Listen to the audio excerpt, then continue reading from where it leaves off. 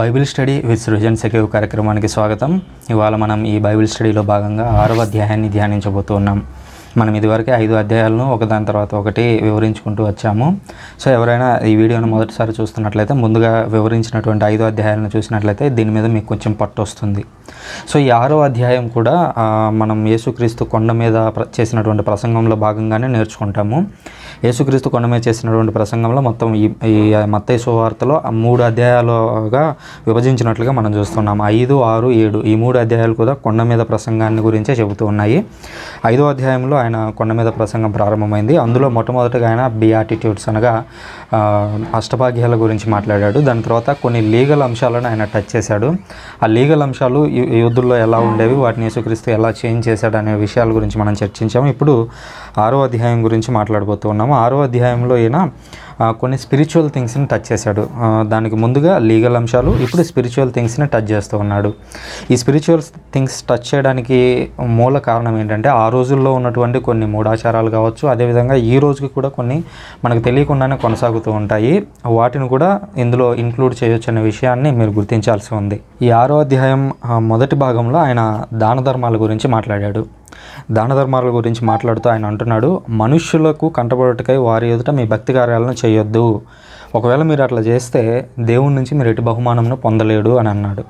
అంటే ఇక్కడ జాగ్రత్తగా అబ్జర్వ్ చేయాల్సింది ఏంటంటే కొంతమంది దానం చేస్తారు. దానం చేయడం ఎప్పుడూ మంచిదే, అది టైమ్లెస్. అది భూమి ప్రారంభమైనటువంటి మొట్టమొదటి రోజు నుంచి భూమి అంతమయ్యేటువంటి చివరి రోజు వరకు కూడా దానం అనేది ఎప్పుడు కూడా గొప్పదే.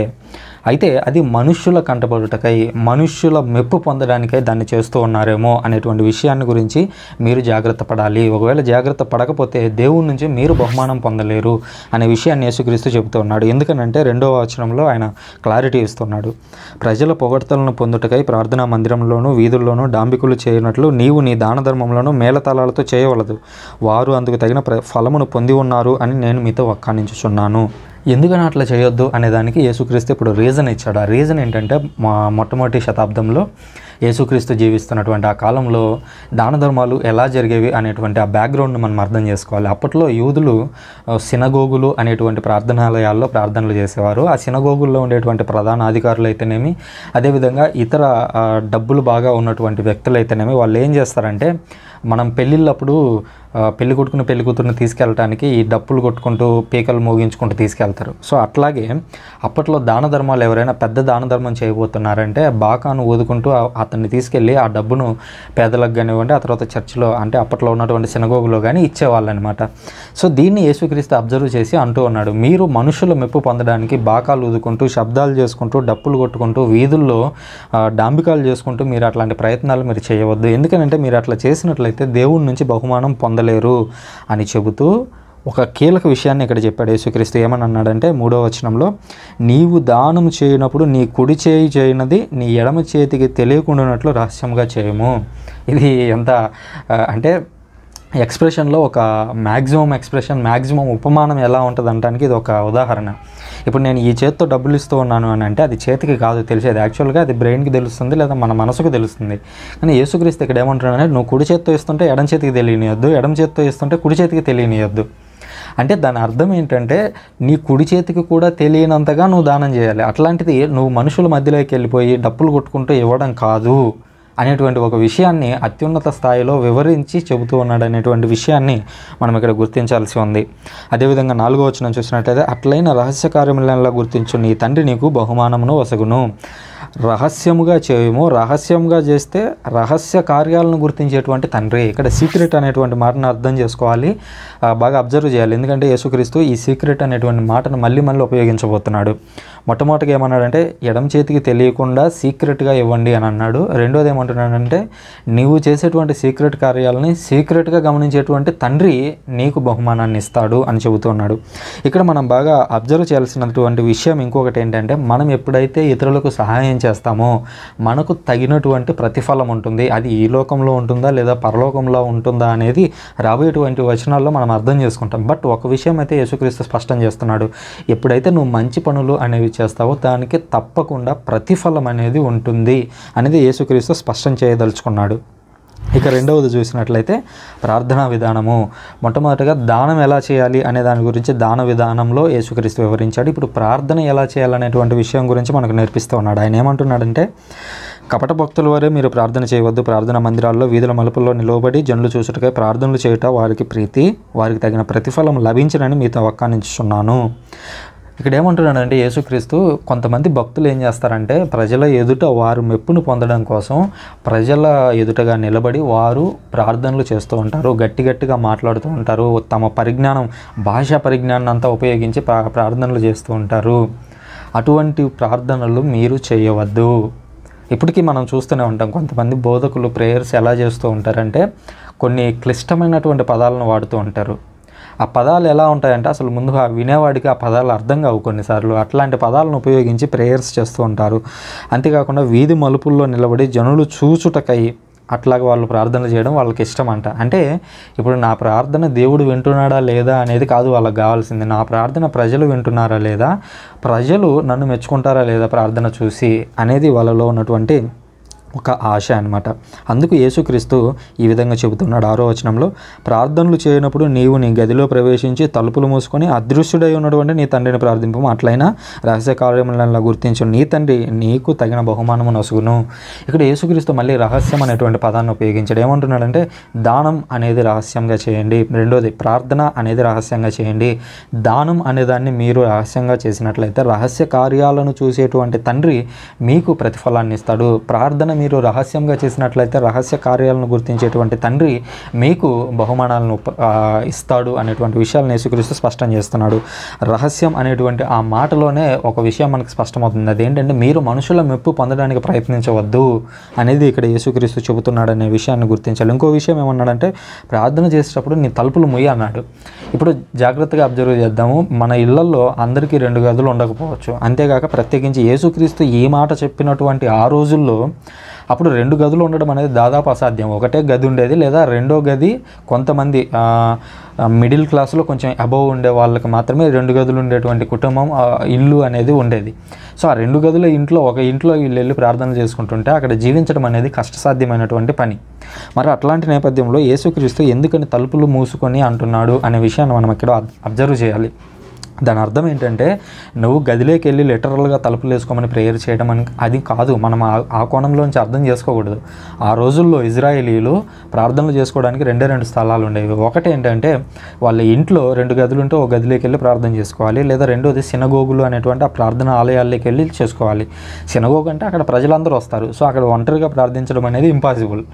అయితే మరి యేసుక్రీస్తు ఏ కోణంలోంచి దీన్ని చెప్తున్నాడు అనేది మనం అర్థం చేసుకోవాలి. అదేంటంటే మీరు మీ హృదయపు తలుపులను ముయ్యాలి.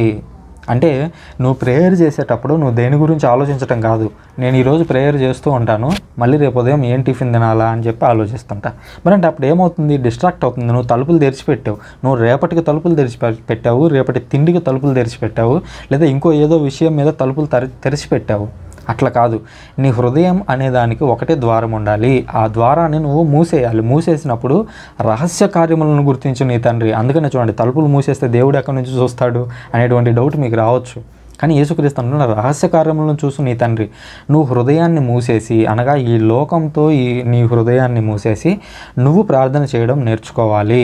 వీధుల్లో నిలబడి బహిరంగంగా అందరి మెప్పును పొందడానికి ప్రేయర్ చేయడం కాదు, బట్ నీ తండ్రికి వినిపించేలాగా, నీ తండ్రితో మాట్లాడేలాగా నీ ఈ లోకపు తలుపులను మూసివేసి, నీ హృదయపు తలుపులను మూసివేసి అప్పుడు నువ్వు దేవునికి ప్రార్థన చేయడం నేర్చుకో. అప్పుడు దేవుడు నీ రహస్య కార్యములను గుర్తించి నీకు బహుమానములను ఇస్తాడు అని చెబుతూ ఉన్నాడు. ఇంకో విషయం చెప్తున్నాడు, ఏమనంటే అన్యుల్లాగా మీరు వ్యర్థ పదాలతో మీరు ప్రార్థింపవలదు. అట్లా చేస్తే కానీ దేవుడు తమ మొరను ఆలకింపడని వాళ్ళు భావిస్తారు. కాబట్టి మీరు వారిలాగా చేయొద్దు. మీరు అడగక ముందే మీకేం కావాలో దేవునికి తెలుసు అని అంటున్నాడు. కొన్నిసార్లు మనకు అనిపిస్తూ ఉంటుంది అనమాట, ఎందుకని నేను ప్రేయర్ చేయాలి, నేను ప్రేయర్ చేసినా కూడా దేవుడు వింటున్నాడా లేదా అని. అరే, నువ్వు పుట్టక ముందు నుంచి దేవుడు ఉన్నాడు, నేను పుట్టించిన వాడే దేవుడు. అట్లాంటప్పుడు నువ్వు పుట్టించిన తర్వాత పలాని టైంలో పలాని ఏజ్లో నువ్వేమడుగుతావో దేవునికి తెలీదా? స్పష్టంగా తెలుసు.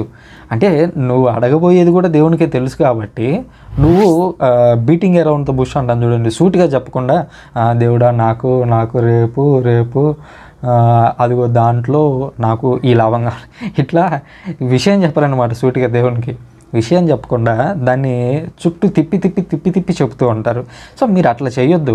ఇప్పుడు అన్యుల వల్ల వ్యర్థ పదములతో అన్నాడు.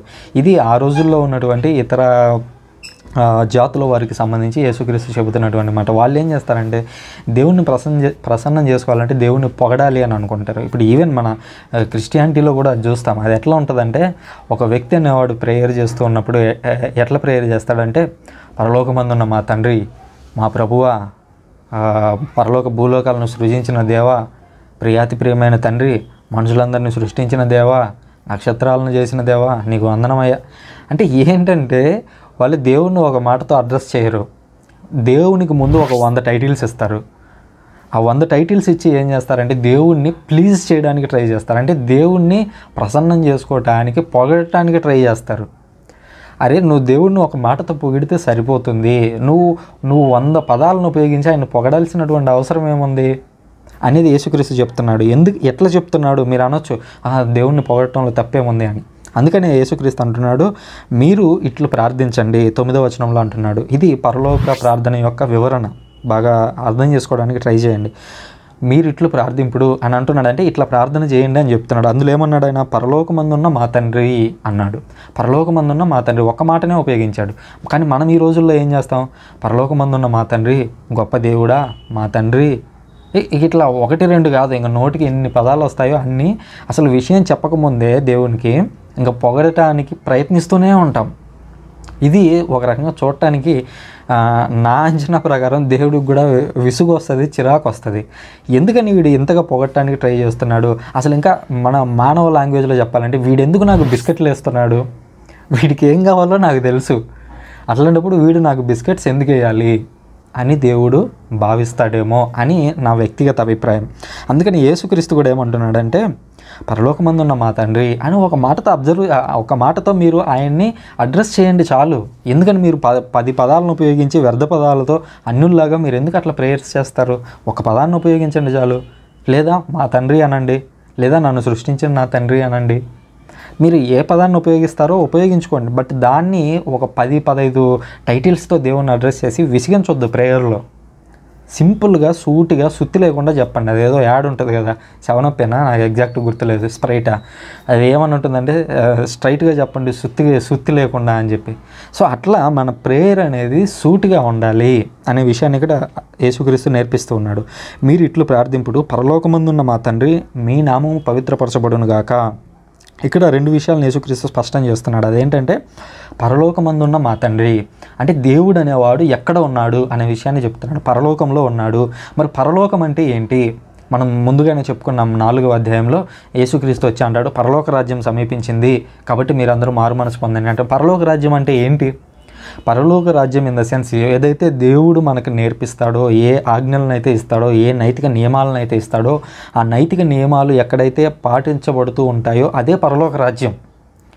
దేవుడు అక్కడ తన యొక్క రాజ్యాన్ని స్థాపించాడు ప్రజల ద్వారా అనడానికి అది ఒక సింపుల్ గుర్తు.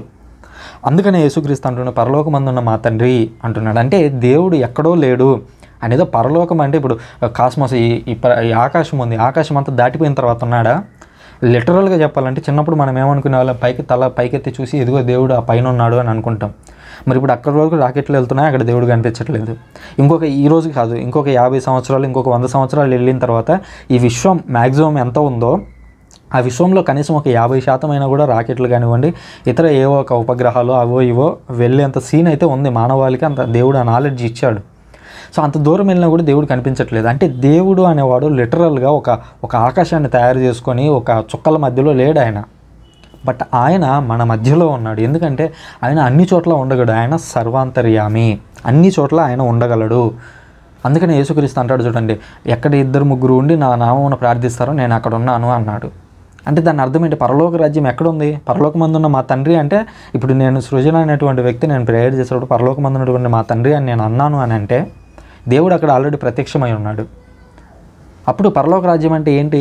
నేను ఉన్నటువంటి గది లేదా నేను ఉన్నటువంటి ఆ ప్రజెన్సే పరలోక రాజ్యం. ఇప్పుడు కొంతమంది లాజికల్గా ఏమంటారంటే 2-3 కలిసి కూర్చొని ప్రార్థన చేస్తే దేవుడు అక్కడ ఉంటాడు కానీ ఒకటే కూర్చొని చేస్తే ఉంటాడా అంటే, సరే యేసుక్రీస్తు అది 2000 ఏళ్ల క్రితం చెప్పాడు. యేసుక్రీస్తు ఈరోజు వచ్చి ఈరోజు ఇక్కడ నా పక్కనే కూర్చొని మాట్లాడాడు అనుకో, ఏమంటాడు? నువ్వు ఒక్కడివి ఎక్కడైతే కూర్చొని ప్రార్థన చేస్తావో అక్కడ నేను ఉన్నాను అని పలుకుతాడు. అంటే సూటిగా. అది ఆల్రెడీ బైబిల్లో ఉంటుంది, డైరెక్ట్గానో ఉంటుంది. బట్ మనం దాన్ని అర్థం చేసుకోవడానికి ప్రయత్నించలేం. ఆ ఒక్క వాక్యం ఉంది కదా అని చెప్పి ఆ ఒక్క వాక్యాన్ని పట్టుకొని మిగిలినంత రాంగ్ అనేటువంటి ధోరణిలో ఉంటాము. అట్లాంటివి మార్చుకోవాలి. యేసుక్రీస్తు అంటున్న పరలోకమందున్నటువంటి మా తండ్రి మీ నామం పవిత్రపరచబడును గాక, మీ నామం పవిత్రపరచబడును గాక అనేది మన కోణంలో నుంచి ఆలోచించకూడదు. అంటే మనం పవిత్రం చేస్తేనే దేవుని నామం పవిత్రం అవుతుంది అనేది అర్థం కాదు. పరలోకమందున్నటువంటి మా తండ్రి అని యేసుక్రీస్తు చెప్పాడు. అయితే యూదుల్లో మా తండ్రి అని పిలవడానికి వారికి చాలా భయం. ఎందుకనంటే మోషే ఆజ్ఞలను అందుకుంటూ ఉన్నప్పుడు ఉరుములు మెరుపులు రావడము, ఆ కొండ దగ్గరికి దేవుడు ఎవరిని రావద్దని చెప్పడం, అంత భయంకరమైనటువంటి ఒక పరిస్థితుల నేపథ్యంలో దేవుణ్ణి చూసిన తర్వాత వాళ్ళు దేవుడిని తండ్రిగా యాక్సెప్ట్ చేయలేకపోయారు. వాళ్ళు ఆయన ఒక లార్డ్, ఒక ప్రభువుగా అడోనాయ్ అని పిలుస్తారు, ఎల్ అని పిలుస్తారు, అట్లాగే ప్రభు అని పిలుస్తారు. ఇట్లాంటి పదాలను ఉపయోగిస్తారు. కానీ తండ్రి, ఫాదర్ అనేటువంటి పదాన్ని వాళ్ళు మ్యాక్సిమం అవాయిడ్ చేస్తారు. పాత నిబంధనలో మీరు అబ్జర్వ్ చేస్తారో లేదో, పాత నిబంధనలో మొత్తం 17 సార్లు తండ్రి అని ఉంది దేవుని గురించి. కొత్త నిబంధనలో యేసుక్రీస్తు చెప్పినటువంటి ఈ ఒక్క ప్రసంగంలోనే, అంటే 5, 6, 7 ఈ 3 అధ్యాయాల్లోనే యేసుక్రీస్తు తండ్రి అనేటువంటి మాటను 17 సార్లు ఉపయోగించాడు. అంటే పాత నిబంధన మొత్తంలో 17 సార్లు ఉంటే ఆయన మొదటి ప్రసంగంలోనే మొత్తం 17 సార్లు ఉపయోగించేశాడు. అంటే అరే మీరు ఇన్ని రోజులు అడోనాయ్ ప్రభు అంటే భయపడి దేవునికి దూరంగా వెళ్ళిపోతున్నారు. దేవుడు అంటే ఒక యజమాని, మీరు బానిసలు అన్నటువంటి రీతిలో చూస్తున్నారు. బట్ అట్లా కాదు. దేవుడు అనేవాడు మీ తండ్రి. మీ నాన్నతో మీరు ఎలా ఉంటారో మీరు అలా ప్రేయర్ చేయాలి. ఇప్పుడు ఫర్ ఎగ్జాంపుల్ సృజన్ అనేవాడు ఉన్నాడు. నేను మా నాన్నని అడగాలనుకోండి, ఏదైనా మా నాన్న చనిపోయాడు 2015లో. సో ఒకవేళ నేను మా నాన్న కానీ మా అమ్మని కానీ ఏదైనా అడగాలనుకోండి, నేను ఎట్లా వెళ్ళి అడుగుతాను? నేను మారం చేస్తాను. చిన్నపిల్లాన్ని అయితే ఏం చేస్తాను? మారం చేస్తాను. కొంచెం పెద్ద పిల్లవాడిని అయితే కూర్చొని చర్చిస్తాను. ఇప్పుడు నాకు ఈ ఫోన్ అవసరం ఉంది, ఈ ఫోన్ అనేది దాదాపు ఒక 10,000 ఉంది లేదా 20,000 ఉంది, మరి మన కుటుంబ పరిస్థితి ఏంటి, ఇది తీసుకోగలిగేంత స్తోమత మనకుందా లేదా, ఇట్లా ఒక వయసు వచ్చిన తర్వాత కూర్చొని చర్చిస్తాం. అదే చిన్నపిల్లలు అయితే నాకు చాక్లెట్ కావాల్సిందే, నువ్వేమైనా చేసుకో, నాకు చాక్లెట్ ఇవ్వాల్సిందే అని అంటాం. సో అట్లా ఆ కోణంలో నుంచి పరిశీలిస్తే యేసుక్రీస్తు ఇక్కడ చెబుతూ ఉన్నాడు, పరలోకమందున్న మా తండ్రి మీ నామం పవిత్రపరచబడును గాక. పరలోకమందున్నటువంటి తండ్రి అని అడ్రస్ చేస్తున్నాడు. అంటే మీకు ఏం కావాలో మీ తండ్రిని మీరు ఎలా అడుగుతారో అలాగే అడగండి. ఇప్పుడు ఈ సృజన్ అనేవాడికి ఏదో ఒక పర్టికులర్ అవసరం ఉంది. ఆ అవసరం ఉన్నప్పుడు నేను చిన్నపిల్లాన్ని అయితే, అంటే నేను ఇంకా పరిస్థితుల్ని లేదా సిచ్యువేషన్స్ని అర్థం చేసుకోలేనటువంటి స్టేజ్లో ఉంటే నేను దేవుణ్ణి సూటిగా అడిగేస్తాను. నాకు అది ఇచ్చేయి, నేను ఇవ్వకపోతే నేను హర్ట్ అవుతాను, నేను ఏడుస్తాను, అలుగుతాను అని అడుగుతాం దేవుణ్ణి. ఒకవేళ నేను మెంటల్గా మెచ్యూరిటీ ఉన్నటువంటి వ్యక్తిని అయితే, దేవా ఇదిగో నాకు ఇది కావాలి. బట్ దానివల్ల వచ్చేటువంటి పాజిటివ్స్ నెగిటివ్స్ ఏంటి అనేది నేను అర్థం చేసుకున్నంత వరకు నేను అర్థం చేసుకున్నాను. బట్ అందులో ఇంకా ఎక్స్ట్రాగా ఏమైనా కోణాలు ఉన్నాయేమో నాకు తెలియదు. కాబట్టి ఇది నేను నిన్ను కోరొచ్చా లేదా, ఒకసారి నాకు దీన్ని తెలియజేయి. అది పెద్దల ద్వారా తెలియజేస్తావా, నువ్వు ఎట్లా తెలియజేస్తావు అనేది నాకు అనవసరం, బట్ నువ్వు నాకు అది చెప్పడానికి ట్రై చేయి అన్నట్లుగా సింపుల్గా మాట్లాడాలి దేవునితో. ప్రేయర్ అంటే చాలామంది అనుకుంటారు అది చాలా గొప్ప పేరున్న పాస్టర్లు మాత్రమే చేసేది, గొప్ప పేరున్న ఫాదర్లు మాత్రమే చేసేది అని అనుకుంటారు. ప్రేయర్ అంటే గంటలు చేయాలనుకుంటారు. నో, అట్లాంటివి ఏది మీరు నమ్మొద్దు. ఆల్రెడీ ప్రేయర్ ఎలా చేయాలనే దాని మీద నేను ఆల్రెడీ ఒక డెడికేటెడ్ వీడియో చేశాను. దాంట్లో క్లియర్గా వివరించాను. అది విన్న తర్వాత నాకు ప్రేయర్ చేయడం రావట్లేదు అని మీరు ఎట్టి పరిస్థితుల్లో అనరు. సో ఆ లింక్ నేను పైన కార్డులో ఇస్తాను. ఒకసారి మీరు దాన్ని కూడా వీడియో అయిపోయిన తర్వాత దాన్ని చెక్ చేయడానికి ట్రై చేయండి. సో ఇప్పుడు ఏంటంటే మనం ప్రేయర్ అనేది ఎలా చేయాలంటే సూటిగా ఉండాలి, అందులో సుత్తి ఉండకూడదు, విషయం స్ట్రైట్గా చెప్పాలి దేవునికి. దేవుడు అనేటువంటి వ్యక్తి మీ తండ్రి. కాబట్టి మీ తండ్రితో మీరు ఎలా మాట్లాడతారో అలాగే మాట్లాడడానికి నేర్చుకోవాలి. ఇప్పుడు నాకు కావాల్సింది నేను స్ట్రైట్గా అడుగుతాను తప్ప, నేను బీటింగ్ అరౌండ్ ద బుష్ అంటారు చూడండి, డైరెక్ట్గా చెప్పకుండా ఇండైరెక్ట్గా చెప్పడం నాకు రాదు. ఇప్పుడు మా నాన్నతో నేను ఎలాగైతే మాట్లాడుతానో, మా అమ్మతో ఎలాగైతే మాట్లాడతానో, దేవునితో కూడా అలాగే మాట్లాడతాను. ఇంకా దీనికి ఒక అర్థమయ్యే ఎగ్జాంపుల్ చెప్పాలి అని అంటే, ఇప్పుడు చిన్న బాబు లేదా పాప ఉంటారు. ఆ పాపకు మాటలు రావు. బట్ ఆ పాప లేదా బాబు ఏడ్చేటువంటి ఆ తీవ్రతను బట్టి, ఏడుస్తున్నటువంటి ఆ తీరును బట్టి, మొహంలో ఉన్నటువంటి కవలికలను బట్టి ఆ పిల్లాడికి ఆకలి అవుతుందా, లేదంటే ఆ బాబుకు నొప్పి వస్తుందా, ఇట్లాంటి విషయాలను తల్లి గుర్తించగలదు. అట్లాగే మీరు ప్రేయర్ చేస్తూ ఉన్నప్పుడు మీ మనసులో ఏముంది అనేది మీరు ప్రేయర్లో సూటిగా చెప్పలేకపోయినా అది దేవునికి తెలుసు. కాబట్టి మీరు దేవునికి అనవసరంగా బిస్కెట్లు వేయొద్దు. నువ్వు ఇది చేయగలవు తండ్రి, నువ్వు చేయగలవు సమర్థుడు తండ్రి, నువ్వు చెప్పాలా దాన్ని. దేవునికి తెలియదు ఆ విషయం. దేవునికి తెలుసు అది. కాబట్టి మీరు అట్లా చేయొద్దు ప్రేయర్. మీ నామం పవిత్రపరచబడును గాక. ఇప్పుడు తండ్రి అనేటువంటి పదాన్ని వాళ్ళు అడోనై అనేటువంటి పదంగా ఉపయోగించారు. తండ్రిని పిలవడంలో భయపడుతున్నారు. బట్ ఇప్పుడు యేసుక్రీస్తు మీరు తండ్రి అని పిలవండి, మీరు భయపడొద్దు, పరలోకమందున్న మా తండ్రి అని సూటిగా చెప్పండి, బట్ ఆయన నామాన్ని మీరు పవిత్రపరచాలి. అంటే మీరు అనవసరంగా దేవుని మీద ఒట్లేయొద్దు. మనం ఇంతకుముందు అధ్యాయంలోనే నేర్చుకున్నాం, ప్రమాణంలో అనేటువంటి అంశంలో మీరు భూమి మీద ఒట్టేయొద్దు, లేదా మీరు దేవుని మీద ఒట్టేయొద్దు, లేదా యెరూషలేము మీద ఒట్టేయొద్దు అని యేసుక్రీస్తు చెప్పడం మనం ముందే అబ్జర్వ్ చేశాం. ఇక్కడ ఏమంటున్నాడంటే మీరు అనవసరంగా ఆ దేవుని పేరు మీద లేదా తండ్రి అనేటువంటి పేరు మీద ప్రమాణాలు చేయొద్దు, అట్లాంటి ఒట్లు వేసి ఆయన నామానికి అపవిత్రం అనేది తీసుకురావద్దు. అలాగే మీరు క్రైస్తవులు, నా పేరు పెట్టబడినటువంటి జనం అని యేసుక్రీస్తు యావే దేవుడు అంటాడు పాత నిబంధనలు. సో మీరు నా పేరును ధరించిన వారు, నన్ను ధరించిన వారు, నా లక్షణాలను మీలో కలిగి ఉన్నటువంటి వారు, నా వెలుగును లోకంలో ప్రసరించడానికి మీరు మాధ్యమాలై ఉన్నటువంటి వారు. మీరు తప్పులు చేసినట్లయితే అది దేవునికి తప్పు వస్తుంది. చూడండి, పలాని ఒక పాస్టర్ లేదా ఒక ఫాదర్ ఈ తప్పు చేశారు అని అంటే ఇదిగో ఆ క్రైస్తవం మొత్తం అంతేలే అంటారు. అంటే దాని అర్థం ఏమవుతుంది? అప్పుడు ఆ మాట అనేది వారిద్దరితో పాటుగా క్రైస్తవుడు అనగా క్రీస్తుకు అక్కడ అప్లై అవుతుంది. అట్లాగే మీరు తండ్రి అనేటువంటి పదాన్ని మీరు మీ ఇష్టం వచ్చినట్లుగా వాడవద్దు. బట్ మీరు ఎప్పుడైతే మీ రిలేషన్ ఏదైతే ఉందో తండ్రి కొడుకుల రిలేషన్, ఆ తండ్రి కొడుకుల రిలేషన్లో దాన్ని 100% కాదు, దాన్ని 1000% ఉపయోగించండి. బట్ ఎప్పుడైతే మీరు ఆ పదాన్ని ఉపయోగించుకొని మీరు ఒక తప్పు చేయబోతుంటారో అప్పుడు మీరు అబ్జర్వ్ చేయండి, ఆయన నామాన్ని మీరు పాడు చేయబోతున్నారు. కాబట్టి అట్లాంటి పనులు మీరు చేయొద్దు అని చెప్పడాన్ని మనం ఇక్కడ అర్థం చేసుకోవాలి. ఆ తర్వాత అంటున్నట్టు 10వ వచనంలో మీ రాజ్యం వచ్చునుగాక, నీ చిత్తం పరలోకంలో నెరవేరినట్లుగానే భూలోకంలో నెరవేరునుగాక. నీ రాజ్యం వచ్చునుగాక అని అంటే పాత నిబంధనలో మనం చూస్తాం దేవుని రాజ్యం ఎలా ఉంటుందంటే ఆ రాజ్యంలో సింహము తర్వాత మేకపిల్ల లేదా గొర్రెపిల్ల రెండు కలిసి పక్కనే ఉంటాయంట. అసలు లిటరల్గా ఆలోచిద్దాము, ఒక సింహం పక్కన మేకపిల్ల ఉండడం అనేది సాధ్యమేనా? దాదాపు 99% కేసుల్లో అది సాధ్యం కాదు. ఒకవేళ సింహం కడుపు నిండా దానికి ముందుగానే ఏదన్నా తినింటే అప్పుడు మేకపిల్ల కానీ మేకపిల్ల కానీ గొర్రెపిల్ల కానీ దొరికితే దాడి చేయదు. బట్ దానికి ఆకలి ఉన్నప్పుడు పక్కన దాన్ని నిలబెడితే చంపేస్తుంది వెంటనే. సో అందుకని అంటుండే నీ రాజ్యం వచ్చినాక, నీ రాజ్యం వస్తే అది ఎలా ఉంటుందంటే సింహం పక్కన అది ప్రశాంతంగా ఉండగలగాలి. గొర్రె అట్లా ఉండగలదా? ఉండగలదు. ఎందుకంటే అది లిటరల్గా సింహంతోనూ మేకతోనూ పోల్చింది కాదు, అది మనుషులతో పోల్చింది. ఇప్పుడు క్రూరత్వం ఉన్న వాళ్ళు ఉంటారు. సృజన అనేవాడు ఒక పెద్ద క్రూరుడు అనుకోండి, నేను ఇతరులను మోసం చేసేటువంటి గుణం ఉందనుకోండి నాలో, అప్పుడు ఏమవుతుంది, నా పక్కన ఇంకో వ్యక్తి ఉంటే ఆ వ్యక్తిని నేను వెంటనే మోసం చేసేస్తాను. కానీ ఎప్పుడైతే సృజన అనేవాడు దేవుణ్ణి అంగీకరించి దేవుని రాజ్యంలో ప్రవేశిస్తాడో నేను మారిపోతాను. నా పక్కనే ఒక బలహీనుడు కనిపిస్తుంటాడు, వాడి దగ్గర నుంచి మోసం చేయడానికి నాకు అవకాశం కనిపిస్తూ ఉంటుంది, బట్ నేను మోసం చేయను.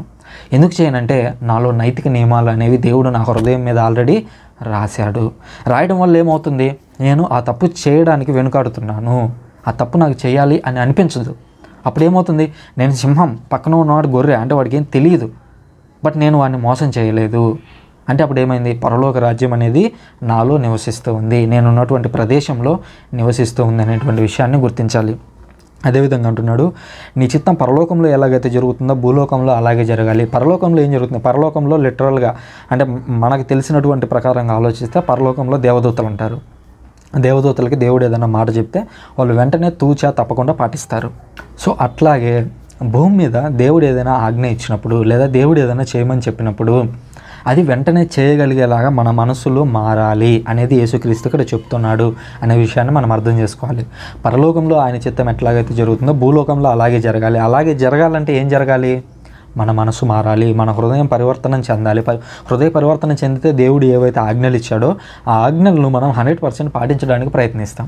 అట్లా పాటించినప్పుడు ఇక ఈ చట్టాలు కానివ్వండి ఇట్లాంటివి ఏం ఉపయోగంలో ఉండవు.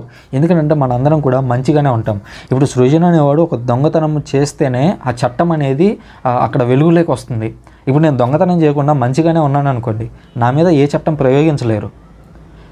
అలా కాకుండా ఇప్పుడు ఈ రోజుల్లో చూస్తాను కొన్ని చట్టాలు ఉంటాయి, కావాలని వ్యక్తుల్ని తీసుకెళ్ళి జైల్లో వేయడానికి కూడా చట్టాలు ఉంటాయి.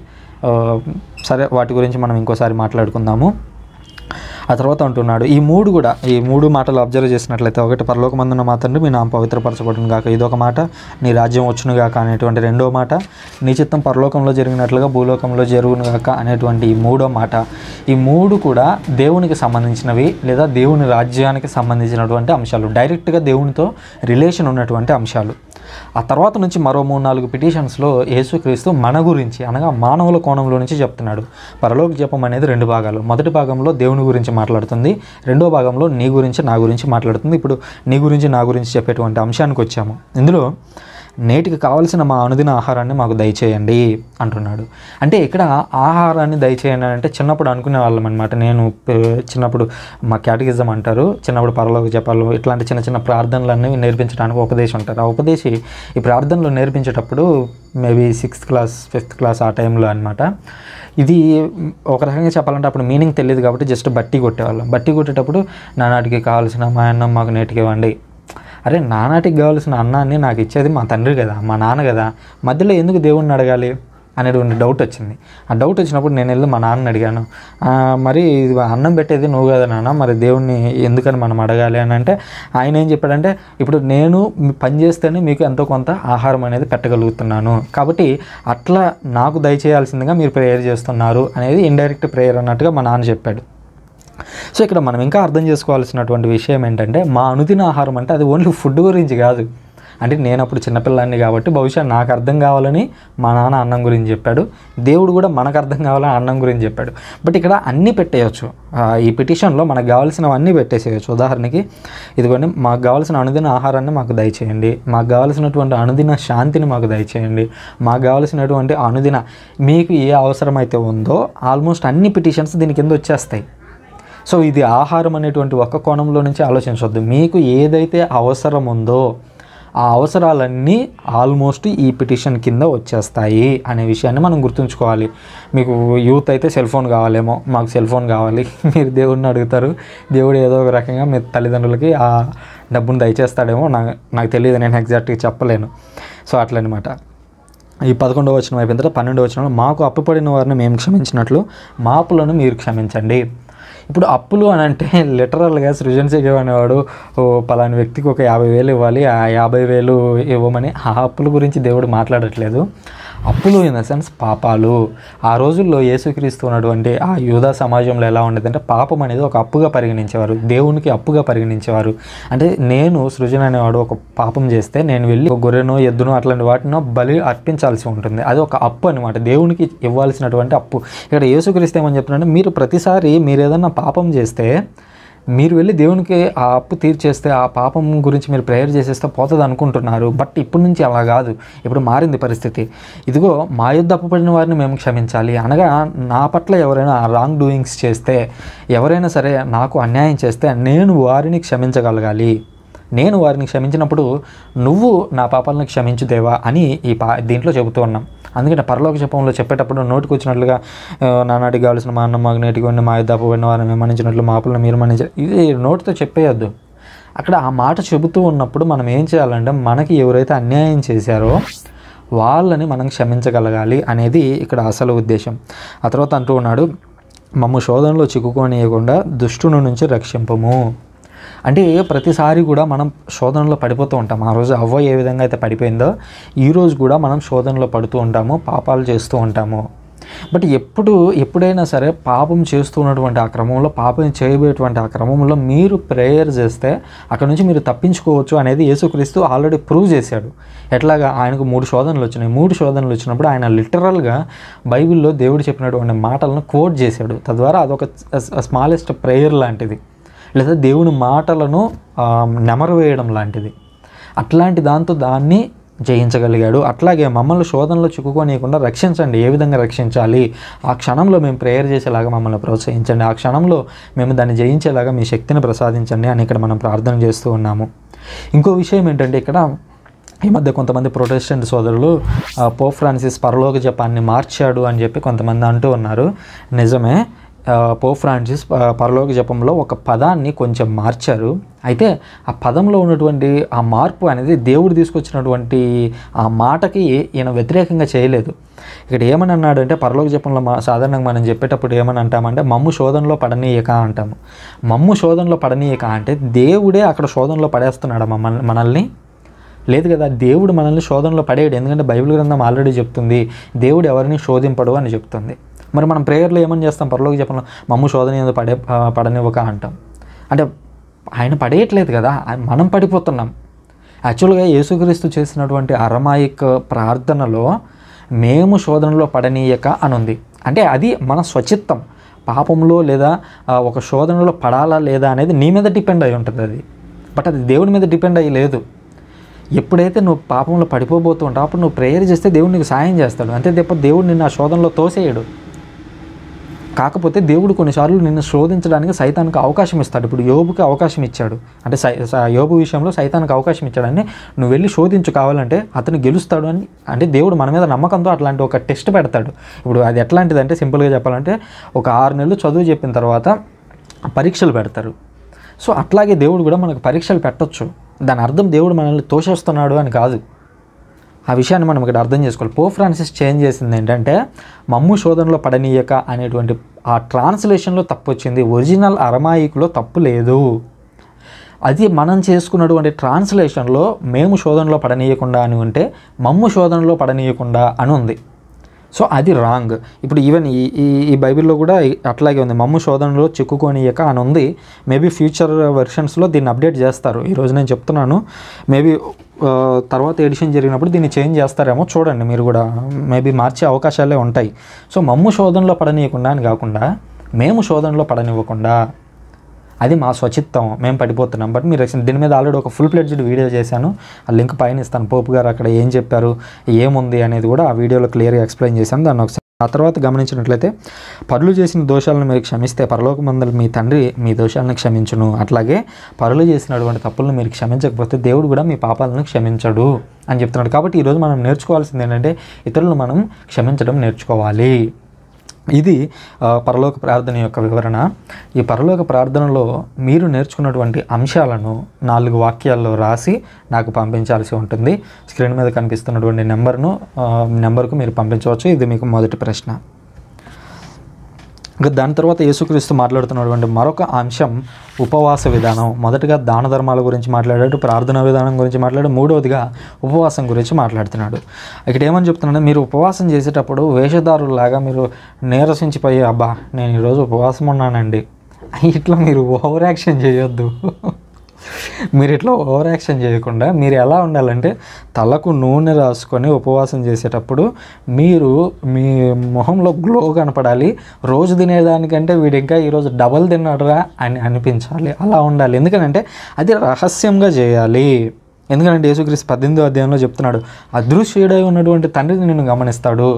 3 సీక్రెట్స్ గురించి యేసుక్రీస్తు ఇక్కడ చెప్పాడు. బాగా అబ్జర్వ్ చేయాలి మనం. ఒకటి దానం అనేది సీక్రెట్గా చేయాలి, రెండోది ప్రార్థన అనేది సీక్రెట్గా చేయాలి, మూడోది ఉపవాసం అనేది సీక్రెట్గా చేయాలి. ఈ 3 దేవుని ఎదుట మనల్ని మనం తగ్గించుకోవడానికి, దేవుని నుంచి మనం శక్తి పొందడానికి చేసేయే కానీ మన గురించి మనం హైలైట్ చేసుకోవడానికి చేసేవి కాదు అనే విషయాన్ని యేసుక్రీస్తు ఇక్కడ స్పష్టం చేస్తున్నాడు.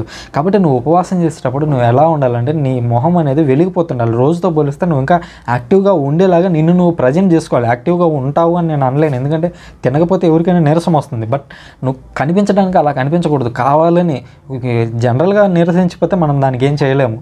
బట్ నువ్వు కావాలని ఆ రోజే అబ్బా నేను ఏం తినలేదు ఈరోజు 40 రోజులు ఉపవాసం ఉండండి. కొంతమంది చెప్తుంటారు ఈ లెంట్ సీజన్ వచ్చిందంటే, కొంతమంది భక్తి పరులు ఉంటారు 40 రోజులు ఉపవాసం ఉంటారంట.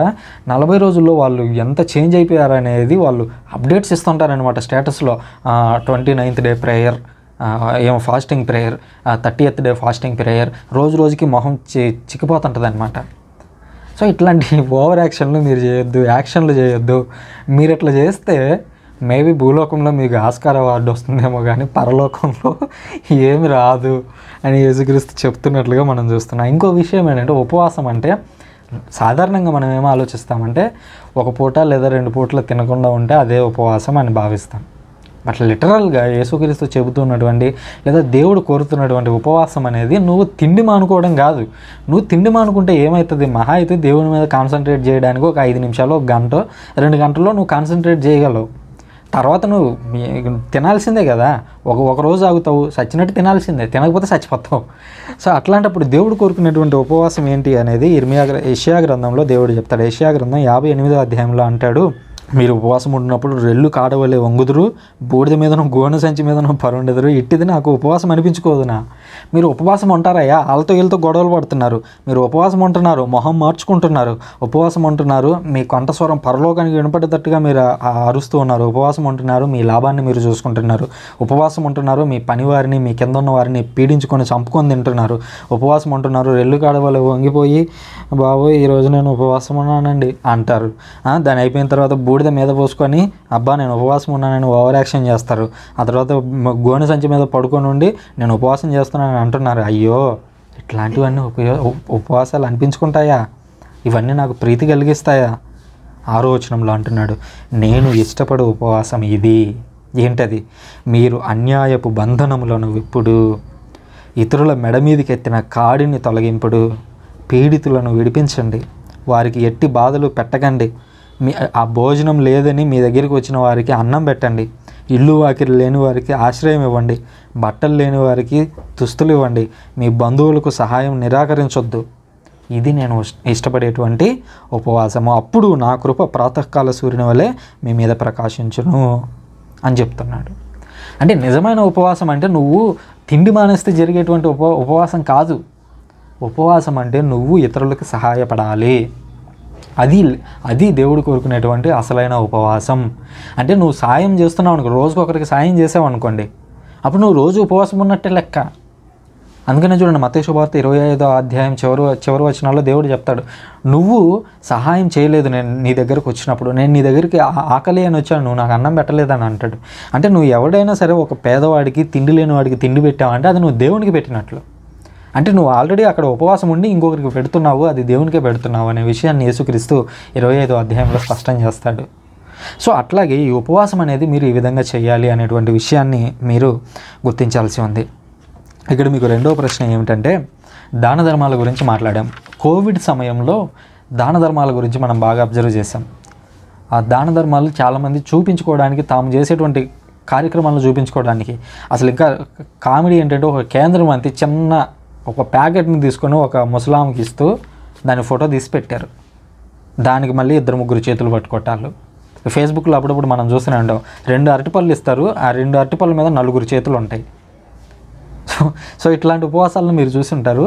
అట్లాంటి ఉపవాసాల మీద మీ అభిప్రాయం ఏంటి అనేది మీరు నాకు రాసి పంపించండి. ఇది రెండవ ప్రశ్న. ఆ తర్వాత చూసినట్లయితే యేసుక్రీస్తు సంపదల గురించి మాట్లాడుతున్నాడు. ఇక్కడ ఇంకొక విషయం నేను మీకు చెప్పడం మర్చిపోయాను. ఈ 3 అంశాలను మనం పరిశీలించినట్లయితే, ఒకటి దానం, రెండోది ప్రార్థన, మూడోది ఉపవాసం. ఈ 3 ఎందుకని యేసుక్రీస్తు లీగల్ అంశాలను టచ్ చేసిన తర్వాత ఈ 3 గురించి విడిగా చెప్పాడు అని అంటే, దీనికి యేసుక్రీస్తు అనుభవించినటువంటి 3 శోధనలు లేదా మనం అనుభవించబోయేటువంటి 3 శోధనలు అనే వాటికి ఇది లింక్ అయి ఉంటుంది. మొదటి శోధన ఏంటి? యేసుక్రీస్తు సైతాన్ నుంచి ఎదుర్కొన్నటువంటి మొదటి శోధన ఏంటంటే, ఇదిగో నువ్వు రాళ్ళను రొట్టెలుగా మార్చు అని అన్నాడు.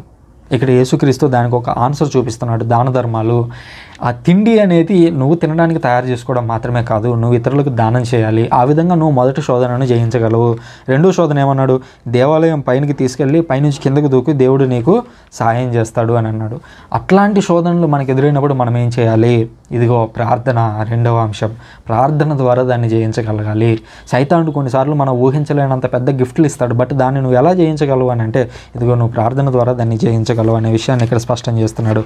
ఇక మూడవదిగా, నీవు నన్ను ఆరాధించు, నీకు రాజ్యం అంతా నీకు ఇచ్చేస్తాను అని సైతాన్ అంటే, దానికి సమాధానంగా యేసుక్రీస్తు 3వ చూపిస్తున్నాడు. మీరు ఉపవాసం ఉండండి. మీరు ఉపవాసం ఉన్నప్పుడు మీకు ఏవైతే కోరికలు ఉంటాయో ఆ కోరికలను మీరు జయిస్తారు అనేటువంటి విషయాన్ని ఇక్కడ మనం గుర్తించాల్సి ఉంది. ఆ తర్వాత యేసుక్రీస్తు మాట్లాడినటువంటి మరొక అంశం ఏంటంటే స్వర్గ సంపదలు. ఇక్కడ ఏమంటున్నాడంటే, నువ్వు ఈ భూలోకంలో సంపదలను కూడబెట్టుకోవద్దు. ఎందుకంటే ఆ సంపదలు, అది డబ్బు కావచ్చు, లేదా ఐరన్ కావచ్చు, బంగారం కావచ్చు, ప్లాటినం కావచ్చు, ఇవన్నీ కూడా ఇక్కడే నశించిపోతాయి. అవన్నీ కూడా చెదపురుగులు పడతాయి, తుప్పు పడిపోతాయి, దొంగలు కన్నాలేసి దొంగలించుకుంటారు. బట్ నువ్వేం చేయాలంటే వాటిని నీ పరలోకంలో కూడబెట్టుకో. పరలోకంలో ప్లాటినం గోడలు కట్టు. నువ్వు ప్లాటినం ఇటుకలతో గోడలు కట్టు. ప్లాటినం ఇటుకలతో నువ్వు ఎట్లా కట్టాలి అని అంటే, ఇక్కడ నువ్వు సాయం చేయడం ద్వారా అక్కడ ఒక బంగారు ఇటుకతో నువ్వు ఒక ఇల్లు కట్టుకుంటూ ఉంటావు. సో అట్లాగా నీ యొక్క సంపద అనేది పరలోకంలో ఉండాలి. ఇంకా ఇంకా ఇంకా సింపుల్గా చెప్పాలంటే, నీకు బ్యాంక్ అకౌంట్ అనేది స్టేట్ బ్యాంకులో కాదు, సిండికేట్ బ్యాంకులో కాదు, పరలోకం అనేటువంటి బ్యాంకులో అక్కడ నీకు ఒక ఖాతా ఉండాలి. ఆ ఖాతాలో నువ్వు రోజు మనీ వేసుకుంటూ వెళ్ళాలి. అట్లాగా ఒక పెద్ద అమౌంట్ అయిన తర్వాత నువ్వు అక్కడికి వెళ్తే నీకు బహుమానం అనేది దొరుకుతుంది అనే విషయాన్ని యేసుక్రీస్తు ఇక్కడ స్పష్టం చేస్తున్నాడు. ఎందుకంటే ఇక్కడ నువ్వు ఏదైనా దాచిపెట్టుకుంటే దాన్ని దొంగలు తీసుకెళ్తారేమో, లేదా నువ్వు దాన్ని ఎక్కడికి పడితే అక్కడికి తీసుకెళ్ళలేవు. బట్ నువ్వు పరలోకంలో దాన్ని దాచిపెట్టుకున్నట్లయితే దాన్ని ఎవరు కూడా దొంగిలించలేరు అని చెబుతూ ఇంకొక మాట ఏమంటున్నాడంటే, నీ సంపదలు ఎక్కడైతే ఉంటాయో అక్కడే నీ హృదయం అనేది ఉంటుంది. అందుకనే చూడండి, ధనవంతుల్లో ఎక్కువ మంది ప్రశాంతంగా ఉండలేరు. రోజు కూలీ పని చేసుకునేటువంటి వ్యక్తి రోజంతా కష్టపడి వచ్చి పచ్చడి మెతుకులు తిని పండుకోగలుగుతాడు. బట్ ఒక ధనవంతుడైనటువంటి వ్యక్తి రోజంతా సంతోషంగా ఉండగలడా అంటే ఆ డబ్బును ఎక్కడ ఎవరు వచ్చి దొంగిలిస్తారో, ఏ అధికారులు వచ్చి దాడి చేస్తారో అనేటువంటి భయం చాలామందిలో ఉంటుంది. అందుకనే ఈ డబ్బులు అనేటువంటి అంశం గురించి మీరు ఆలోచించవద్దు. మీరు ఏ రోజు కష్టాలు ఆ రోజు పడండి చాలు అని యేసుక్రీస్తు చెబుతూ అంటున్నాడు. మీరు పరలోకంలో ఒక బ్యాంకుని క్రియేట్ చేసుకోండి, అక్కడ ఆ బ్యాంకులో మీరు ఒక ఖాతాను క్రియేట్ చేసుకోండి అని యేసుక్రీస్తు చెప్తున్నట్లుగా మనం ఇక్కడ అబ్జర్వ్ చేస్తున్నాం. ఇంకా అంటున్నాడు, వెలుగు నీడలు. నీ కన్ను నీ దేహానికి దీపం. నీ కన్ను తేటగా ఉంటే నీ దేహమంతయు కాంతివంతమై ఉండును. నీ కన్ను దుష్టమైనచో దేహమంతయు చీకటిమయమగును. నీలోని వెలుగు చీకటిగా మారినచో ఆ చీకటి మహాఘోరమైంది. ఇదిగో చూడండి, మీరు దేన్నైనా అబ్జర్వ్ చేస్తూ ఉన్నారని అంటే దాని నుంచి నెగిటివ్గా తీసుకోవడానికి ట్రై చేస్తారేమో. ఎందుకంటే సైతానుడు ఇదిగో లోకరాజ్యాలన్నింటినీ యేసుక్రీస్తుకు చూపించి అంటూ ఉన్నాడు, ఇదిగో నువ్వు నా కాళ్ళ మీద పడి నన్ను ఆరాధించు అంటున్నాడు. అంటే సైతానుడు ఏం చేస్తాడంటే నీకు ముందుగా ఒక లక్ష్యాన్ని చూపిస్తాడు, ఒక అందమైన దాన్ని చూపిస్తాడు. అందమైన దాన్ని చూపించి దాని నుంచి నువ్వు లాభం పొందు అనేటువంటి విధంగా నేను ప్రేరేపిస్తాడు. అలా ప్రేరేపించేటువంటి ఆ ఇంద్రియాల్లో మొట్టమొదటిగా స్పందించేది నీ కన్ను. నీ కన్ను చూస్తుంది మొదటగా దాన్ని. కాబట్టి నీ కన్ను అనేది వెలుగుగా ఉండాలి. అంతేగాని నీ కన్నులో ఒక దుష్టమైనటువంటి ఆలోచనలు నీ కంటి దగ్గర ప్రారంభమైతే అది పాపం దిశగా నడుపుతుంది అనేటువంటి విషయాన్ని ఇక్కడ స్పష్టం చేస్తున్నాడు. అందుకనే మనం దేన్నైనా చూస్తూ ఉన్నప్పుడు, దేని మీదైనా ఆశపడుతూ ఉన్నప్పుడు అది కేవలం కన్ను అనే దాంతో చూడకూడదు. కేవలం ఇంద్రియాలు, మనకి ఈ 5 ఇంద్రియాల ద్వారా ఈ లోకంలో ఏముంది అనేది మనకు తెలుస్తుంది. బట్ నువ్వు 6వ ఇంద్రియమైనటువంటి ఆత్మ ద్వారా లేదా మనసు ద్వారా మీరు దాన్ని గ్రహించగలగాలి. బట్ మీరు అట్లా కాదు, మీ మనసుతో ఆలోచించండి, ఇది నిజంగా నాకు అవసరం ఉందా అనేది. ఈ ఇంద్రియాలను దాటి మీరు ఆలోచించగలిగినట్లయితే మీరు ఈజీగా ఆ శోధనను జయించగలరు అనేది యేసుక్రీస్తు ఈ కన్ను అనేటువంటి దాని గురించి చెప్తున్నాడు. ఇంకా చూసినట్లయితే యేసుక్రీస్తు ధనము దైవం అనేటువంటి అంశం గురించి మాట్లాడుతూ, ఏ వ్యక్తి కూడా 2 యజమానులను సేవింపజాలడు. ఇది ఎవరికి బాగా అర్థమవుతుందంటే, ఎట్ ఏ టైం 2 జాబ్స్ చేస్తారు చూడండి. 2 జాబ్స్ చేసే వాళ్ళకి ఈ విషయం అర్థమవుతూ ఉంటుంది. నేను కూడా చేస్తూ ఉంటాను అప్పుడప్పుడు. సో అందువల్ల ఈ విషయం నాకు తెలుసు. అందులో ఇద్దరిలో ఒకరిని ద్వేషించును, మరి ఒకరిని ప్రేమించును, ఒకరిని నమ్ముకొని మరి ఒకరిని తృణీకరించును. కనుక నీవు ఎన్నడూను ధనమును దైవమును సేవింపజాలవు. 2 జాబ్స్ నీకు ఉన్నట్లయితే కన్ఫ్యూజ్ అవుతూ ఉంటావు. దేంట్లో ఎక్కువ మైండ్ పెట్టాలనేది నీకు అర్థం కాదు. సో అట్లాగే ధనము దైవము అనేవి 2 జాబ్స్ లాంటివి. 2 జాబ్స్ మీద నీ కన్నులను నీ మనస్సును రెండింటి మీద చేయడం అనేది అసాధ్యం. ఒకవైపు ధనము, ఒకవైపు దేవుడు. సో నీ ఆలోచనలు అనేవి ధనం వైపు ఉంటే నీవు దేవుణ్ణి సేవించలేవు. అట్లాగని ధనవంతులు దేవుణ్ణి సేవించలేరు అనేటువంటి అర్థం కాదు ఇక్కడ. ఎందుకంటే ఆల్రెడీ అబ్రహాం కానివ్వండి, సొలొమోను, దావీదు వీళ్ళందరూ బాగా ధనవంతులే, మంచి రిచ్ పీపుల్. సో అయినప్పటికీ వాళ్ళు దేవుణ్ణి అనుసరించారు. ఇక్కడ ధనం ఉందా లేదా అనేది విషయం కాదు, బట్ నువ్వు ధనాన్ని ఎలా చూస్తున్నావు అనేది ఇక్కడ విషయం. నువ్వు ధనాన్ని నువ్వు పట్టించుకోకపోతే, లేదా ధనం మీదనే నువ్వు ఆశలు పెట్టుకుంటే అప్పుడు దేవుణ్ణి నువ్వు అనుసరించలేకపోతున్నావు. ఒకవేళ ధనాన్ని నువ్వు వదిలేయగలిగితే నువ్వు దేవుణ్ణి అనుసరిస్తున్నావు. ధనాన్ని వదిలేయడం అని అంటే నీకున్నటువంటి ఆస్తులను వదిలేయటం కాదు. నీకు ఆస్తులు ఉండొచ్చు, బట్ ఆ ఆస్తులు అనేవి నీ మెయిన్ ఎయిమ్ కాదు. నీ మెయిన్ ఎయిమ్ అంటే దేవుడి తర్వాతే నీ ఆస్తులు అనేటువంటి విషయాన్ని యేసుక్రీస్తు ఇక్కడ స్పష్టం చేస్తున్నాడు. ఎందుకనంటే మీ ప్రాణము ఆహారం కంటే, మీ దేహం వస్త్రముల కంటే విలువైనవి కాదా? ఎందుకనంటే మనం ఆహారం గురించి బాధపడుతున్నాం సరే, బట్ మనకు అంతకంటే ముఖ్యం ప్రాణం కదా. వస్త్రాల గురించి ఆలోచిస్తున్నాం సరే, దానికంటే ముఖ్యం అది. వస్త్రాలు వేసుకోవడానికి ఒక బాడీ అంటూ మనకు ఉండాలి కదా. ఇంకా చూడండి, ఆకాశంలో పక్షులు ఎగురుతూ ఉన్నాయి. అవి ఏ రోజైనా కూడా వాటి భవిష్యత్తు గురించి ఆలోచిస్తున్నాయా? వాటి పిల్లల కోసం నేను బాగా డబ్బు సంపాదించి పెట్టాలి, లేదా ఒక పెద్ద ధాన్యాగారం తయారు చేసి పెట్టి అందులో ఈ ధాన్యాన్ని అంతా తీసుకొని వచ్చి దాచిపెట్టాలని అవి ఫీల్ అవుతున్నాయా? ఫీల్ అవ్వట్లేదు కదా. దేవుడు వాటిని పోషిస్తూ ఉన్నాడు. అట్లాగే మీరు కూడా దేవుడిని అనుసరించినట్లయితే దేవుడు మిమ్మల్ని పోషిస్తాడు. కాబట్టి మీరు తిండి గురించి, బట్టల గురించి ఆలోచించవద్దు. మీరు దేవుని గురించి ఆలోచించడం నేర్చుకోండి. దైవ రాజ్యాన్ని భూమి మీద సాకారం చేయడం ఎలా అనేటువంటి అంశాల గురించి మీరు ఆలోచించండి అని చెబుతున్నాడు. ఇంకా అంటున్నాడు, ఎవరైనా మీలో ఆందోళనతో ఆయువును 3 ఏళ్లను పెంపొందించి చేసుకోగలరా? ఈ రోజుల్లో చూస్తున్నాను చాలామంది ఆత్మహత్యలు చేసుకుంటున్నారు. చాలామంది ఇళ్లను వదిలేసి పారిపోతూ ఉన్నారు. ఎందుకు పారిపోతున్నారంటే వాళ్ళకి చాలా సమస్యలు ఉన్నాయి. ఆ సమస్యలను వాళ్ళు జయించలేకపోతున్నారు, స్ట్రెస్లో పడిపోతున్నారు, ఒత్తిడిలో పడిపోతూ ఉన్నారు. ఆ ఒత్తిడిని జయించలేకపోతున్నారు. అందుకని యేసుక్రీస్తున్నాడు, ఆందోళనతో మీరు మీ జీవితాన్ని ఒక్కరోజు కూడా పొడిగించలేరు. ఇంకా చెప్పాలంటే మీరు స్ట్రెస్ పడే కొద్దీ మీ ఆ జీవిత కాలం అనేది తగ్గిపోతూ ఉంటుంది ఇంకా. కాబట్టి మీరు ఆందోళన పడవద్దు అసలు దేని గురించి. ఓకే, ఈరోజు నీకు తిండి ఉంది, ఈరోజు నువ్వు ప్రశాంతంగా తిను, ప్రశాంతంగా బ్రతుకు, ఈరోజు ప్రశాంతంగా ఉండు. నువ్వు ఎందుకని రేపటి గురించి ఆలోచిస్తావు? మీరు వస్త్రాల కోసం ఎందుకు తహతహపడతారు? ఇటు చూడండి, లిల్లీ పుష్పాలను చూడండి, అవి తమకైతే తాము శ్రమ పడట్లేదు, వస్త్రములను ఒడుకుంటలేదు, అంటే వస్త్రాలను కుట్టుకోవట్లేదు అవి. ఈవెన్ సకల వైభవ సమేతుడైనటువంటి సొలొమోను సైతం కూడా ఒక లిల్లీ పువ్వు అంత అందంగా కూడా లేడు ఆయన. అంటే చూడండి, ఇక్కడ సొలొమోను గురించో పువ్వు గురించో దేవుడు చెప్పట్లేదు, ఒక పోలికను ఆయన చూపిస్తూ ఉన్నాడు. ఏమనంటే ఇంపార్టెంట్ దాని గురించి వదిలేసి ఇంపార్టెంట్ కాని వాటి గురించి మీరు ఆలోచిస్తున్నారు. ఇప్పుడు ఈరోజు మన జీవితంలో కూడా మనం చాలా విషయాలు అనవసరంగా టెన్షన్ పడి ఆందోళన పడిపోతుంటాం వాటి గురించి. అయ్యో రేపు ఏమైపోతుందో అనేటువంటి ఆలోచన మీరు పెట్టుకోవద్దు. మీరు ప్రశాంతంగా ఉండడం నేర్చుకోండి. అల్పవిశ్వాసులారా, నేడు పుట్టి రేపు పొయ్యి మంటలో గడ్డిపోచనే దేవుడు అంత అందంగా తీర్చిదిద్దితే మరి మిమ్మల్ని ఇంకా ఎంతగా దేవుడు గొప్పగా తీర్చిదిద్దుతాడు అనేటువంటి విషయాన్ని ఒక సింపుల్ ఎగ్జాంపుల్ ద్వారా యేసుక్రీస్తు వివరిస్తూ ఉన్నాడు. అందుకని దేవుడు అంటున్నాడు, మొదటగా ఆయన రాజ్యమును నీతిని వెతుకుడు, అప్పుడు మీకు అన్నీ అనుగ్రహింపబడును. దీనికి రకరకాల కామెంటరీలు ఇస్తారు. మొదటగా ఆయన రాజ్యాన్ని వెతకండి. ఆయన రాజ్యం అంటే ఏంటి? అది నీలో ప్రారంభం అవ్వాలి. ముందు పరివర్తన చెందండి, దేవుని రాజ్యం సమీపించింది అంటే పరివర్తన చెందండి అని నీకెందుకు చెప్తున్నాడు? ఆల్రెడీ పరలోక రాజ్యం వచ్చింది అని అన్నాడు అనుకో, నువ్వు ఆ రాజ్యంలో ఉంటే ఆటోమేటిక్గా నువ్వు తప్పులు చేయలేవు. ఇప్పుడు దేవుడు ఏమంటున్నాడు, నువ్వు హృదయ పరివర్తన చెందితే అప్పుడు పరలోక రాజ్యం వస్తుంది. కాబట్టి ఇక్కడ ఏమంటున్నా, మొదటగా ఆయన రాజ్యాన్ని వెతుకు. ఆయన రాజ్యాన్ని వెతకాలంటే నువ్వు మారాలి. నీలో ఉన్నటువంటి అనేక రకమైనటువంటి కోరికలు లేదా చెడు తలంపులు అనేవి చచ్చిపోవాలి. రెండవదిగా నీతిని వెతకుడు. నీతిని వెతకడం అంటే ఏంటి? నువ్వు చేసినటువంటి తప్పులను దేవుని ఎదుట ఒప్పుకో. మనుషులు అనేవాళ్ళు తప్పులు చేయడం సహజం. అలా తెలిసి తెలియక తప్పులు చేసినప్పుడు వెంటనే నువ్వు వాటిని ఒప్పుకోవడాన్ని నేర్చుకో అని యేసుక్రీస్తు చెప్పడం మనం చూస్తున్నాం. అట్లాగే ఇక్కడ ఆయన అంటూ ఉన్నాడు, నీతిని వెతకుడు. నీతిని వెతకడం అంటే ఏంటి? నీతి ఏమన్నా లిటరల్గా ఒక షాప్లో దొరికేదా? కిరాణా షాప్లోకి వెళ్ళి ఒక 1 kg నీతి ఇవ్వమంటే ఇస్తారా? నేతి అడిగితే ఇస్తారు, నీతి ఇవ్వమంటే ఇస్తారా? దొరకదు అది. ఎందుకని దొరకదు అని అంటే అది మనలో రావాలి. మనలో రావాల్సినటువంటి మార్పు అది. ఆ మార్పు ఏంటంటే నీతిమంతుడు అంటే ఏంటంటే పాపాలను ఒప్పుకునేవాడు. టైం టు టైం మనం తప్పులు చేస్తాం, పొరపాట్లు చేస్తాం, బట్ నువ్వు వాటిని ఒప్పుకోవడం నేర్చుకోవాలి అనే విషయాన్ని ఇక్కడ స్పష్టం చేస్తూ ఉన్నాడు. ఇవి మనం నేర్చుకుంటే అంటే దేవుని రాజ్యాన్ని సాకారం చేసేందుకు మనం హృదయ పరివర్తన చెందడం, రెండవదిగా మన పాపాలను మనం ఒప్పుకొని దేవునితో సమాధాన పడుతూ ఉండడం. ఈ 2 అంశాలను మనం చేసినట్లయితే ఈ మిగిలిన అన్నీ కూడా దేవుడు నీకు అనుగ్రహిస్తాడు అనేటువంటి విషయాన్ని చెబుతూ ఉన్నాడు. ఇక్కడ మీకు 3వ ప్రశ్న, ధనము దేవుని నుంచి మనల్ని నిజంగానే దూరం చేస్తుందా? దీనిపైన మీ అభిప్రాయాన్ని ఒక 4-5 వాక్యాల లోపుగా రాసి పంపించాలి. తర్వాత 34వ వచనం చివరి వచనంలో అంటూ ఉన్నాడు దేవుడు, రేపటిని గూర్చి మీరు విచారింపవలదు, ఎందుకంటే రేపటి విచారములు రేపటికి గలవు, ఏనాటి కష్టములు ఆనాటికి చాలును.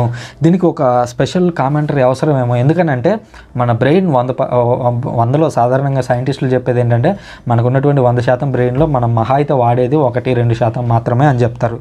సో ఆ 1-2%లో ఉన్నటువంటి ఆ 100% అని అనుకుంటే ఆ 100%లో ఒక 50% రేపటి గురించి ఆలోచిస్తూ ఉంటాము, ఇంకో 40% నిన్నటి గురించి ఆలోచిస్తూ ఉంటాము, ఒక 10% మాత్రమే ప్రస్తుతం గురించి ఆలోచిస్తూ ఉంటాం. అంటే నిన్న జరిగిపోయినటువంటి సంఘటనలు.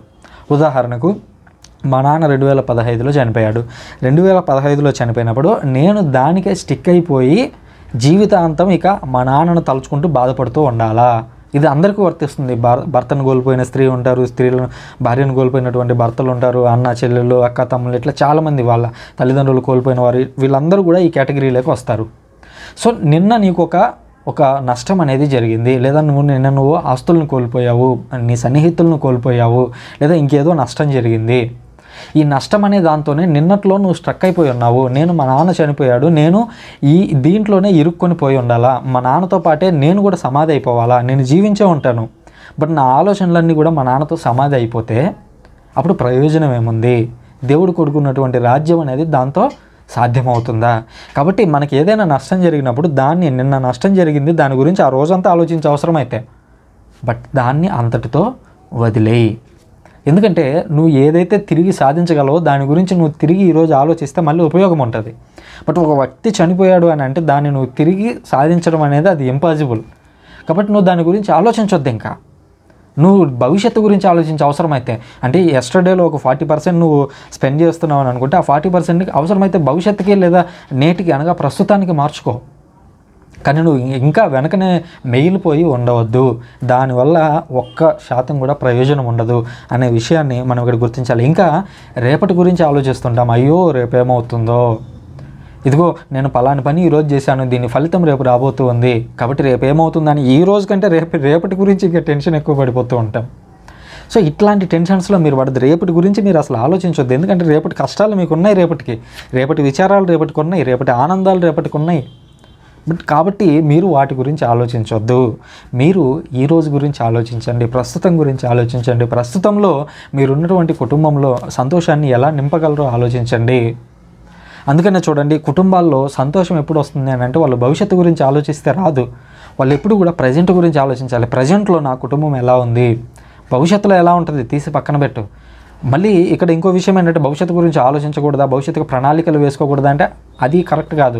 అంటే నేను ఆ ఉద్దేశంలో చెప్పట్లేదు. భవిష్యత్తు ప్రణాళికలు అనేవి ఎప్పటికీ అవసరమే. ఈవెన్ దైవరాజ్యం సాక్షాత్కరించాలన్నా కూడా సాక్షాత్కరించడానికి మనమంటూ ఒక ప్రణాళిక అనేది వేసుకోవాలి. ఎలా మారాలి మనము అనే దానికి ఒక ప్రణాళిక అనేది ఉంటుంది. ఇక్కడ దేవుడు చెప్పేది ఏంటంటే మీరు అనవసరంగా టెన్షన్ అయ్యే వాటి గురించి రేపటి గురించి మీరు ఈరోజు ఆలోచించవద్దు. బట్ ఏవైతే ప్రణాళికలు ఉంటాయో ఆ ప్రణాళికలను నిరభ్యంతరంగా మనము అనుసరించవచ్చు. ఇది 6వ అధ్యాయం యొక్క వివరణ. ఇందులో మనం ప్రత్యేకించి దాన విధానం గురించి చర్చించాము, ప్రార్థన ఎలా చేయాలనేటువంటి విషయం గురించి చర్చించాము, ఉపవాసాల గురించి చర్చించాము. ఆ తర్వాత ఈ భూలోకంలో ఉన్నటువంటి ధనాన్ని కూడబెట్టుకోవడం గురించి యేసుక్రీస్తు చెప్పినటువంటి మాటలను గురించి నేర్చుకున్నాము. అదేవిధంగా కన్ను అనేది ఏ విధంగా పాపానికి కారణమవుతుంది, దాన్ని ఎలా జయించాలనే విషయాన్ని నేర్చుకున్నాము. ఇంకా అనేక విషయాల గురించి మనం తెలియకుండానే టెన్షన్ పడిపోతూ ఉంటాము. ఆ విషయాల గురించి కూడా మనం నేర్చుకున్నాము. అటువంటి విషయాలను మీరు గుర్తించాలి. ఇందులో మీరు ఏవైనా కొత్త విషయాలు నేర్చుకున్నామంటే తప్పకుండా కామెంట్ ద్వారా తెలియజేయండి. Thank you all. మనం రాబోయేటువంటి వచనంలో ఇంకా 7వ అధ్యాయంలో కూడా యేసుక్రీస్తు కొండ మీద చేసినటువంటి ప్రసంగం గురించి చూస్తున్నాం. ఇందులో యేసుక్రీస్తు కొన్ని ప్రత్యేక అంశాల గురించి అనగా యేసుక్రీస్తు బోధనలను ఎలా అనుసరించాలి, యేసుక్రీస్తు బోధనలను అనగా ఇప్పటివరకు ఆయన చెప్పింది బియాటిట్యూడ్స్ అనగా అష్టభాగ్యాల గురించి చెప్పాడు, ఆ తర్వాత లీగల్ అంశాలు, ఆ తర్వాత ప్రార్థన స్పిరిచువల్ థింగ్స్ గురించి చెప్పాడు. వీటన్నిటిని అనుసరించడానికి కొన్ని ప్రాక్టికల్ ప్రాబ్లమ్స్ అనేవి వస్తాయి. వాటిని ఎలా జయించాలనేటువంటి అంశం గురించి 7వ అధ్యాయంలో చాలా వివరంగా యేసుక్రీస్తు వివరించాడు. వాటి గురించి మనం రాబోయేటువంటి అధ్యాయంలో తెలుసుకుంటాము. Thank you very much.